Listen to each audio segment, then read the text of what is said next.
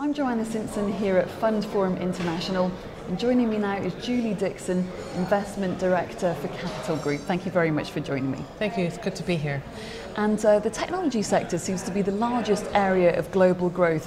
Where else, though, are you seeing opportunities? Well, it's interesting because technology really transcends a lot of different areas around the world, whether it's in healthcare through biometric data, whether it's through financial services, through contactless payments, whether it's even in industrial, through airline sort of booking systems. It's really everywhere. So technology itself is such a broad category of opportunities, but it's not just the technology itself. You're finding growth. And how do you identify the next trends?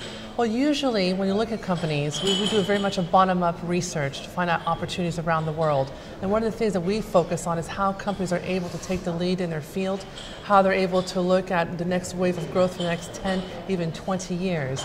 And usually as we talk to companies, we start to develop a pattern. We start to see what kind of pattern of growth there is across these individual companies. We start identifying maybe this is the new opportunity we need to think to focus on for the next few years.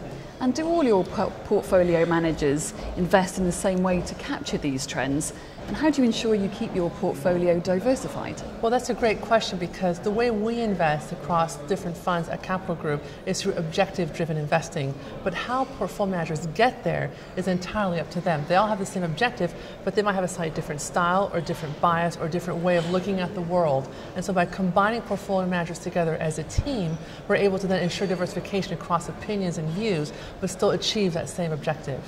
And how does political risk, for example, trade wars, influence you in your decision making? Well, that's a really good question. It's impossible for us to predict how the political layout is going to fall out for the next few years. However, what we can do is try to understand what is the impact that one particular policy or regulation or event might have on a particular company. And each company is exposed slightly differently to that risk. And so the important thing is to understand the business first and then understand the context by which they can operate or may not be able to operate going forward. That's really where we focus our attention.